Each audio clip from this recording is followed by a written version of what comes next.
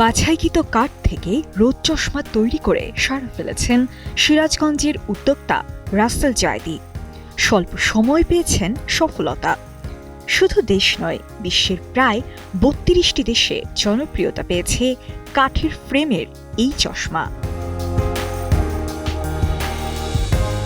কারখানায় বৈজ্ঞানিক উপায়ে বিভিন্ন ফর্মুলায় তৈরি হলেও চশমাগুলোর প্রায় ৮৫% কাজ হয় হাতেই। সেই হাতের জাদুতেই রোদ চশমা আজ সবার কাছে পরিচিত। রাসেল শুধু একজন সফল উদ্যোক্তা নন, বরং নতুনদের অনুপ্রেরণা। স্বপ্ন থেকে শুরু করে সফলতার পথে হাঁটা রাসেল যেন গ্রাম বাংলার আকাশে এক নতুন আলো।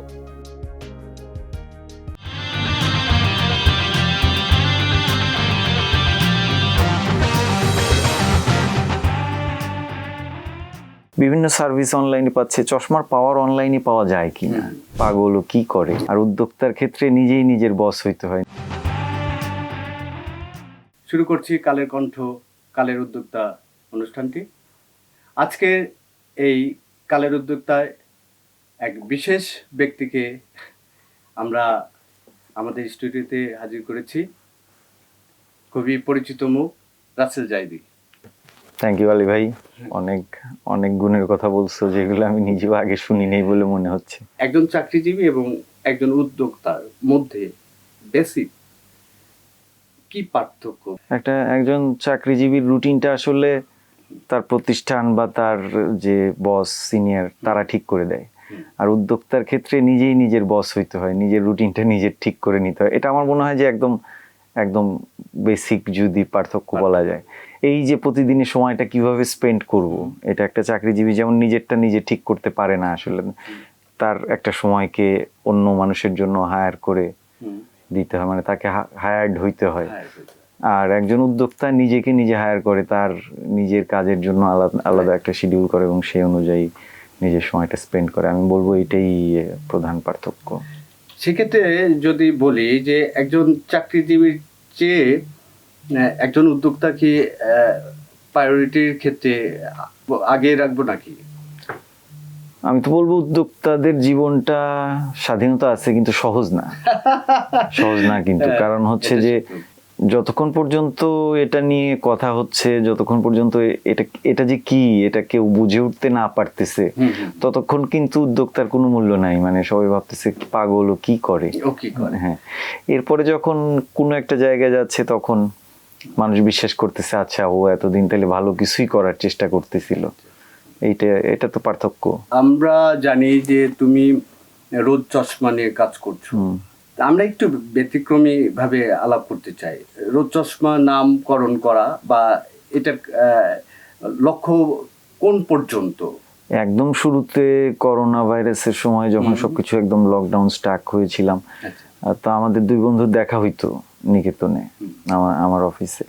দেখা হওয়ার পরে আমরা দুইজন, আমার পার্টনার সুমন যে ও অপটোমেট্রিস্ট, দুইজন প্ল্যান করতাম যে চোখের ডাক্তার জি, ও ওষুধগুলো অনলাইনে পাওয়া যাচ্ছে, খাবার অনলাইনে পাওয়া যাচ্ছে, বিভিন্ন সার্ভিস অনলাইনে পাচ্ছে, চশমার পাওয়ার অনলাইনে পাওয়া যায় কিনা।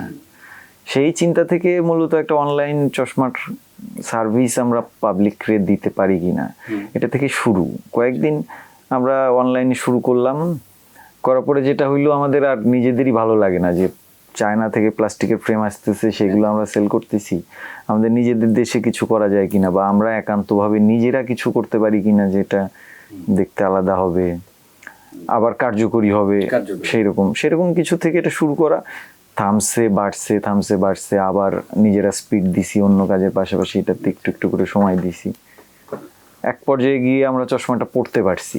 এখানে তো আছে। হ্যাঁ, এখানে আছে। আমি কি একটু পরে দেখতে পারি? হ্যাঁ, দেখো তুমি দেখো, দেখলে বুঝবা যে এটা কতটুকু কমফোর্টেবল।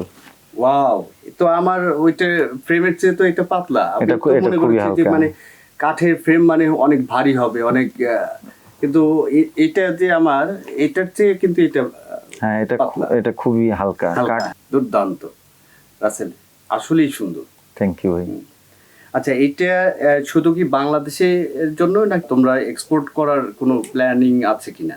এইটা হচ্ছে যে এটা আমরা এখন পর্যন্ত খুবই কম সংখ্যক উৎপাদন করি, মানে এতই কম যে সেটা আমি জনসম্মুখে বলতেও চাচ্ছি না, খুবই কম। না, সেটা এটা আসলে- বাড়বে, আমাদের গবেষণা আছে যে এটা কিভাবে বাড়ানো যায় সেটা নিয়ে আমরা কাজ করছি।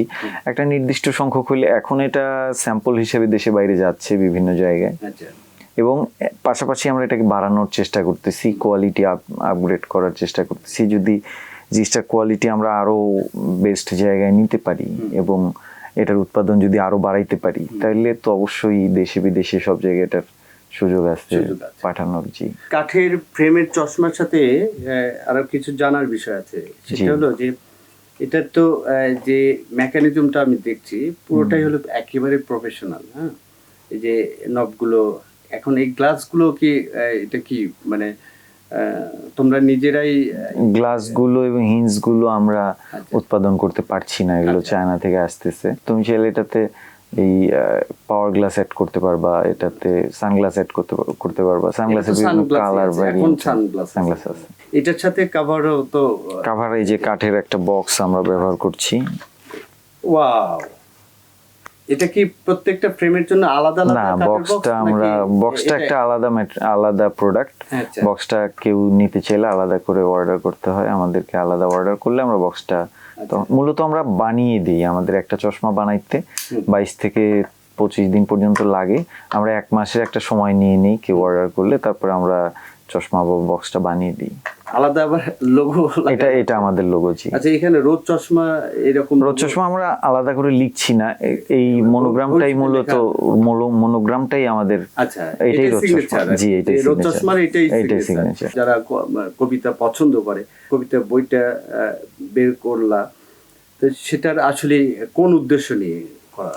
ওইটার পিছনেও আসলে করোনা ভাইরাসের সময়ের একটা অবদান আছে। সব আছে কারণ হচ্ছে যে আমি মূলত বিজ্ঞাপন নির্মাণ করি বা করতাম, তখন এইটা পেশা ছিল।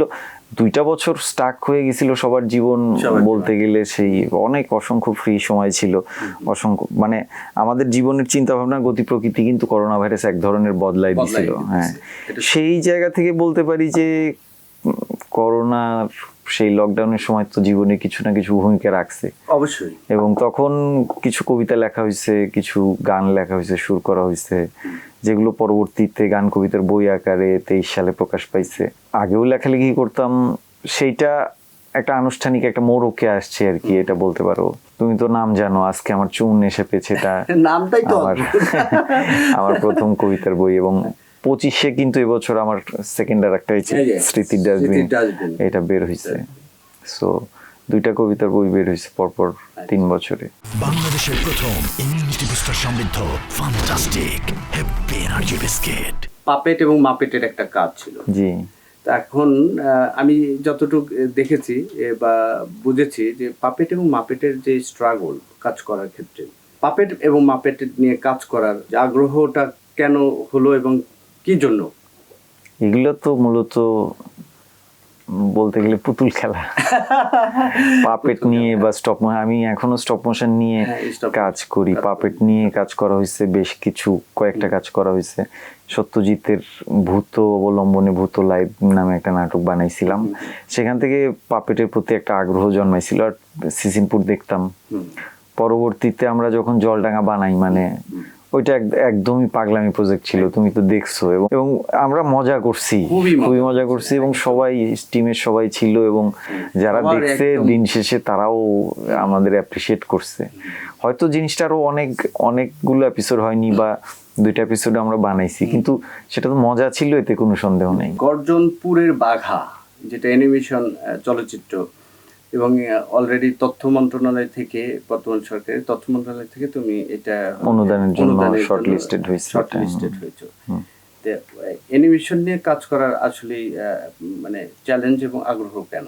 আগ্রহ তো ছোট থেকেই, ওই যে এগুলো এক ধরনের ওই উদ্যোক্তা পরিচয়ের সাইড ইফেক্ট। সেই হিসেবে তুমি বলতে পারো যে কার্টুনের কিন্তু একটা আলাদা মজা আছে, আর জিনিসটা যেহেতু এখানে হয় না খুব কম হয়, যে জিনিসটা কম হয় বা হয় না, সেই জিনিসের প্রতি তো একটা আগ্রহ থাকবে। হ্যাঁ, সেই দিক থেকে। আর এই স্টপ মোশন অ্যানিমেশন হচ্ছে যে ছোট ছোট পুতুল বানানো হয়, সেগুলোকে ক্যামেরার সামনে প্রত্যেকটা ফ্রেম বাই ফ্রেম নাড়ানো হয়, এরকম 25টা ছবি তুললে সেটা 1 সেকেন্ডের একটা অ্যানিমেশন হয়। এই একটা ডিফারেন্ট কাইন্ড অফ অ্যানিমেশন। আমি আমার গানগুলোর শুটিং করার সময় এই পদ্ধতিতে কয়েকটা গানে শুটিং করেছিলাম। তোমার ওই স্টপ অ্যানিমেশন বা মোশনের যে গানগুলো আমি দেখেছি একেবারে অন্যরকম এবং আমার কাছে মনে হচ্ছে ইউনিক। সো ওই জায়গা থেকে গানগুলো যে 1 মিনিট 2 মিনিট 2.5 মিনিট এইরকম ডিউরেশনের ছিল। তো এরপরে একটু বড় ডিউরেশনের কিছু ভাবা যায় কিনা, সেখান থেকে আমরা 15 মিনিটের একটা স্টোরি লিখেছি। একদমই মানে এটা তো আর শিওর ছিলাম না যে এটা প্রডিউসিং গভর্নমেন্ট এটা হ্যাঁ ফিনান্স করবে কিনা। সো লটারি মতো এটা যেটা দেয়া হয়েছে এটা হয়েছে। এখন সামনে এটা শুটিং হবে, পোস্ট প্রোডাকশন হবে, মানে লম্বা সময়ের ব্যাপার, লম্বা পরিশ্রমের ব্যাপার। তারপরে আসলে আমরা বুঝতে পারবো যে জিনিসটা আসলে কোথায় গিয়ে দাঁড়াচ্ছে। আচ্ছা, আমরা অনেকক্ষণ কথা বললাম, এবার একটু পরীক্ষার মধ্য দিয়ে তোমাকে নিয়ে যাব। সেটা হলো যে আমরা স্ক্রিন আছে আমাদের পিছনে, স্ক্রিনে একটা মোশন ছবি আসবে, সেটা দেখে বলতে হবে আসলে এটা কি। হ্যাঁ, তোমার জন্য সহজ করা আছে, বলো। এটা তো লাটিম খেলা মনে হচ্ছে। হ্যাঁ, লাটিম। শিওর? হ্যাঁ শিওর। তুমি ভালো করে দেখো। হ্যাঁ, ওর হাতে তো লাটিম। লাটিম ঘুরছে না? ঘুরছে, হ্যাঁ। আচ্ছা, কখনো কি লাটিম খেলা হয়েছে তোমার? আমি লাটিম খেলেছি, কিন্তু লাটিম খেলার চেয়ে আমার মার্বেল খেলা বেশি ভালো লাগতো। এখন তো গ্রামীণ পর্যায়ের যে খেলাধুলোগুলো আমরা যেগুলো খেলে আছি, যেমন তুমি কিছুক্ষণ আগে বললে মার্বেল, তারপরে লাটিম, তারপরে হলো যে দাড়িয়াবান্ধা খেলেছো তো, দাড়িয়াবান্ধা খেলেছি, গোল্লাছুট, হ্যাঁ, এগুলো তো এখন নাই হয়েই যাচ্ছে। তো এখন আমার আর খুব ইচ্ছা হয় যে আবার এইগুলো কিভাবে ফিরে আনা যায়।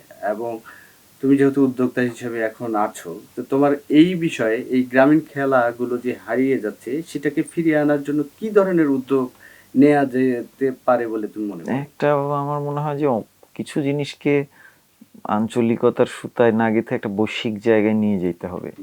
ধরো ফুটবল, ক্রিকেট যেমন এখানে আসছে, এগুলো তো আর এই মাটির খেলা ছিল না, কিন্তু সেগুলোর একটা বৈশ্বিক রূপ কিন্তু আছে। সবার সাথে সবার বড়ভাবে প্রতিযোগিতা হচ্ছে। ছোটরা এখন কার্টুন দেখতেছে, ইউটিউব দেখতেছে, এগুলোতে ওদের সময় চলে যাচ্ছে। আমাদের সব সময় কিন্তু নদীর দিকে তাকায় সময় চলে যেত। দুর্দান্ত বিষয়, দুর্দান্ত বিষয়গুলো মানে একটু অন্যরকম ছিল আসলে। পরিবর্তিত পরিস্থিতি তোমাকে মেনেও নিতে হবে, আবার সবটা তুমি পারবা না। আবার কিছু জিনিস সবাই মানে আন্তরিকভাবে চেষ্টা করার পরে হয়তো রাখা সম্ভব হবে, আবার কোনো জিনিস আসলে হারাই যাবে। এবারে পর্বে যাব হলো এক কথায় প্রশ্ন উত্তর। হ্যাঁ, ওকে। যদিও এক কথায় উত্তর দেওয়া একটু কঠিন, ঠিক আছে, আমরা যাচ্ছি। উদ্যোক্তা, নির্মাতা না কবি হিসেবে নিজেকে পরিচয় দিতে স্বাচ্ছন্দ্য বোধ করো? একদম এক কথায় দিচ্ছি না এটার উত্তর, 2-3 কথায়। সেটা হচ্ছে যে উদ্যোক্তা পরিচয়টা মজার, কিন্তু কবি পরিচয়টা বড়, আর নির্মাতা পরিচয়টা আছে, মানে অলরেডি আছে। কবি পরিচয়টা বড়, এটা দিতে স্বাচ্ছন্দ্য বোধ করি, হ্যাঁ, ভালো লাগে। উদ্যোক্তা হিসেবে চাঁদে জায়গা কেনার সুযোগ পেলে তুমি কি আমাদের রেখে চলে যাবে? আমি গিয়ে এক টুকরা মাটি নিয়ে আসবো, মানে পার্মানেন্ট থাকার কোনো ইচ্ছা নাই, কিন্তু একবার যাওয়ার সুযোগ পেলে তো যাব। হ্যাঁ, আমাকেও নিও। হ্যাঁ, অবশ্যই সবাইকে নিয়ে যাব। আচ্ছা, সফলতার পেছনে একজন নারীর অবদান কত পার্সেন্ট? 0%, 50%, 80%, না 100%? 100%। কোন খাবার বেশি পছন্দ? গরম ভাত, ডাল, আলু ভর্তা, ঘি, না চাইনিজ?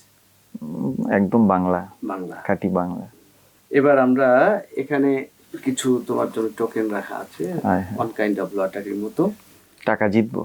টাকা জিতবা কিনা জানি না, তবে কিছু একটা জিতবো। হ্যাঁ, কিছু একটা জিতবা, বা হয়তো অন্য পরীক্ষার সম্মুখীন হতে পারে।